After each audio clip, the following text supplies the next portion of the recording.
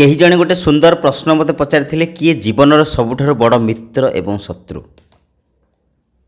मु हसी के उत्तर देइथिली जीवनर सबुठार बड़ शत्रु हेउची समय आउ मित्र भी समय। जदि आपणक पाखरे भल समय अछि समस्ते मित्र हेबे, जदि आपण मानक पाखरे भल समय नाही समस्ते शत्रु हेबे, से निजे मध्य शत्रु हो जिवो।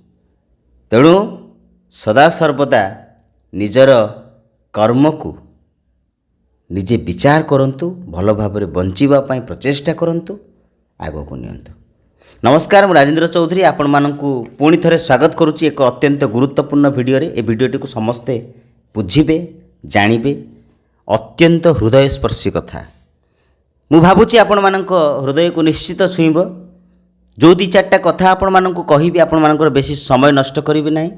आपण मानक मन मस्तिष्क को शार्प करिबा पई मु जो प्रचेष्टा करुच्ची, से प्रचेष्टा को निश्चित भाव में मु आगु नेबी। आपण मानक मन मस्तिष्क को शार्प करिबा पई निश्चित भाव में संकल्प करिछि, माने से जिनसटा करिक छाड़िबी।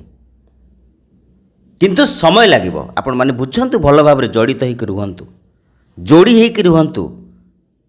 प्रथम थर पर जो माने चैनल को देखुचंती से माने सब्सक्राइब करंतु एवं वीडियो भल लागिले लाइक करिवे, अन्य मानक सहित शेयर करंतु। अन्य माने भी जानिबा दरकार जे नाई ए सब जिंस घटुची, आमे ए सब जिंस जानिबा दरकार। बुझंतु, अଯଥା समय को नष्ट न करी निजर मन मस्तिष्क को सर्वदा विचार करंतु भल रहिबा पाई।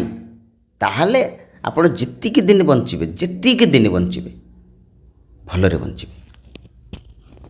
तेणु आपण मानकु एमिति चारिटा जिनस आज मु कहिबी।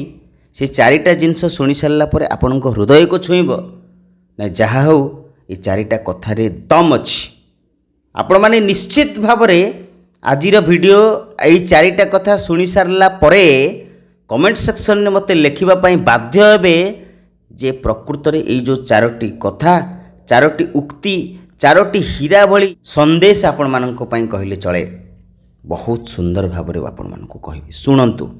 प्रथम कथा बहुत गुरुत्वपूर्ण कथा, भल भाव में कान दे शुणिबे।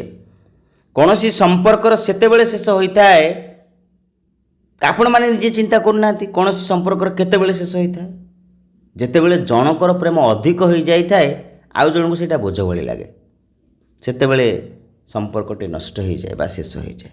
आउ जन को भल लागेनी, से कौन करुच्ची कौन नाई, जहाँ भी करुच्ची भल करुच्ची कि मंद करुच्ची, जहाँ भी करुच्ची ताको भल लागेनी, ताको सेटा बोझ भली लागे। किंतु अन्य जणे ताको भल पाइबारे व्यस्त थाए। सी होची जदि आपण मानक सहित एमिति होउची, ताहले किए आपण मानक भल पाइबे को बोझ भली भाबुची, किए आपण मानक भल पाइले भाबुची सेही जिनसटा, ताहले ताको छाड़ी दियंतु। किछि दरकार नाही। निज पछरे गोड़ी की कुकुर भलिया गोड़ी की काहे जीवन को नष्ट करिवे। एई मुहूर्त रे छाड़ी दियंतु, एई समय रे छाड़ी दियंतु। मु कहबा कथा, जदि कहार प्रेम बोझ भली लागुची, जदि किए भाबुची आपणक भल पाइबा बोझ, ताले छाड़ी दियंतु। द्वितीय कथा, कहा ऊपर अधिक विश्वास करने आगु थरे भावंतु, चिंतन करंतु। कहीं चीनी देखा धड़ा, लुण भी देखा धड़ा, किंतु दुईटी जाकर प्रकृति, दुईटी जाकर काम संपूर्ण भिन्न। चीनी जहाँ काम करे लुण से काम करे, लुण जहाँ काम करे चीनी से काम करे। तेणु एठी किए को मनीष चीनी भली काम करुच्ची, आउ को मनीष लुण भली काम करुच्ची, ताहा जानिबा कष्टकर। कहा ऊपर जदि विश्वास भरोसा करुछंती, थरे भावंतु, थरे कौन 100 थर भावंतु, चिंतन करंतु, मनन करंतु सब जिनस को जानिबा पाए। ताले आपण माने निश्चित भाव में आगु को जाई परिबे एवं मनुष्य को भल भाव में बुझी पारिबे। अरे बंधु, निजर लोक मानक सहित बंचिबार गोटे इच्छा थाए, निजर लोक मानक सहित बंचिबार गोटे इच्छा थाए। नले समस्ते जानिछंती जन्म हेजे एका, जीवा भी एका।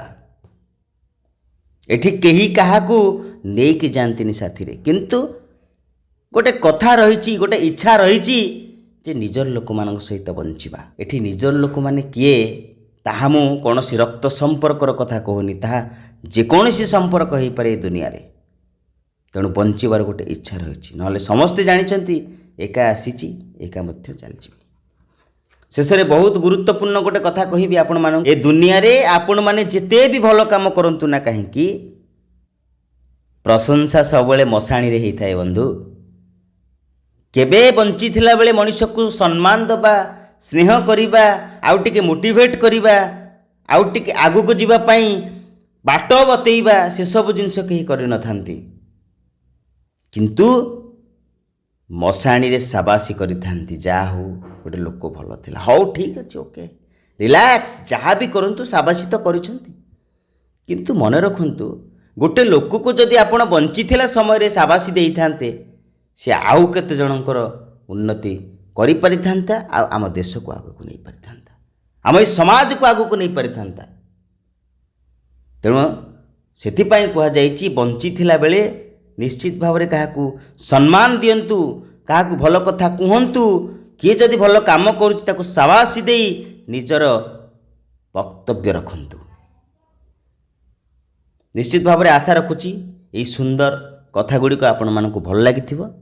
ଯଦି ଭଲ ଲାଗିଛି ସେୟାର କରିବେ ଅନ୍ୟମାନଙ୍କ ସହିତ, ଲାଇକ୍ କରିବେ। ପ୍ରଥମ ଥର ପାଇଁ ଯଦି ଚ୍ୟାନେଲକୁ ଭିଜିଟ୍ କରୁଛନ୍ତି ସବସ୍କ୍ରାଇବ୍ କରି ଅଲ୍ ନୋଟିଫିକେସନ୍କୁ ଅନ୍ କରିବେ।